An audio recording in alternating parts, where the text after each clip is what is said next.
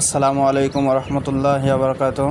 আপনারা দেখতে পাচ্ছেন আমি ধান ভিজানোর জন্য সপ্তাহে ধান বের করলাম, ঠিক আছে। তো আমরা ধানটা একদিন এক রাত পানি দিয়ে ভিজিয়ে রাখবো, ঠিক আছে। এরপরে আমরা চলে আসছি জমি ঠিক করার জন্য। তো জমির শেষের দিকেই সব কিছু কাজ চলছে, যে আমার আব্বু কাজ করতেছে, ঠিক আছে, আমিও কাজ করতেছিলাম। তো যাই হোক, সব মিলাই কার্যক্রম ওকে কমপ্লিট।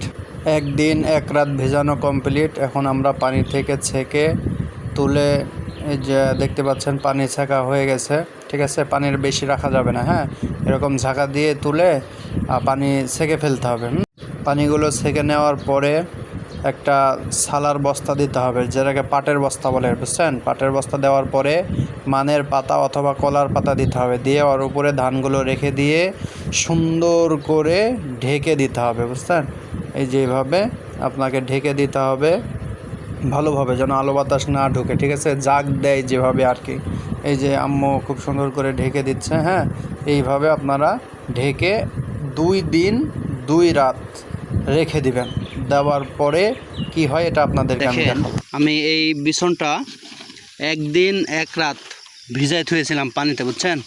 এই বিছনটা হলো আপনার সপ্তাশি ধান, হ্যাঁ, সপ্তাশি ধানের বিছন। মাশাআল্লাহ অনেক সুন্দর হয়েছে, হ্যাঁ, আলহামদুলিল্লাহ। আমার জীবনের এই প্রথম, বুঝছেন। এই দেখেন দেখেন এইদিকে দেখেন কত সুন্দর হয়েছে, হ্যাঁ। আমি জীবনে কখনো এরকম করি নাই, বুঝতে পারছেন। তো এইবার প্রথম আর কি আমার লাইফে, হ্যাঁ, আপনাদেরকে দেখাবো। এই দেখেন নিচে কত সুন্দর হয়েছে, মাশাআল্লাহ, আলহামদুলিল্লাহ। আসলে কি জানেন, একটা কাজ করতে লাগলে না, মানে ভালো হইলে যা আনন্দ লাগে, বুঝছেন।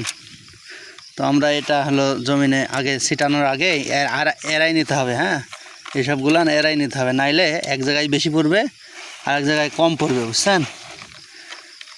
এর জন্য আমি এড়াই নিচ্ছি, হ্যাঁ।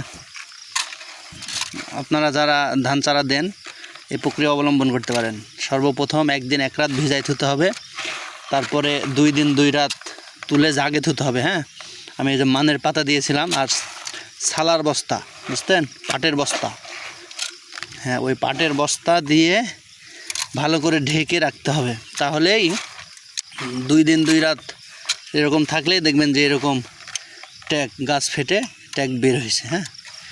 আসলে সমস্যা হয়ে যাচ্ছে কি, যে আমার ক্যামেরাম্যানটা নাই, বুঝছেন। তো যাই হোক, আস্তে আস্তে হবে আপনাদের দোয়াই। আর আমার চ্যানেলটাকে একটু সাবস্ক্রাইব করবেন, বুঝছেন। আপনারা যদি পাশে না থাকেন না, আসলে কি জানেন, এলাকার লোকজন সাপোর্ট কম করে, বুঝছেন।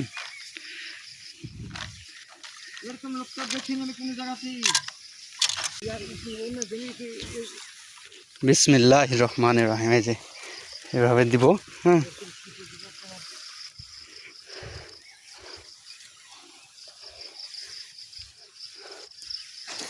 দুইজন হইলেই ভালো হয় আর কি। আসলে কি করার, বোঝেনি তো, এলাকার মানুষ খুব কমই ভালোবাসে, হ্যাঁ।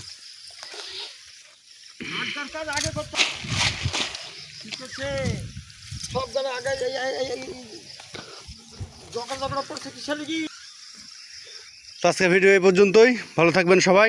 আবার আপনাদেরকে দেখাবো যখন আমাদের এই চারাগুলান ফুটবে, বুঝছেন, বের হবে, তখন আপনাদেরকে আবার নিয়ে এসে দেখাবো নি, ঠিক আছে। ভালো থাকবেন।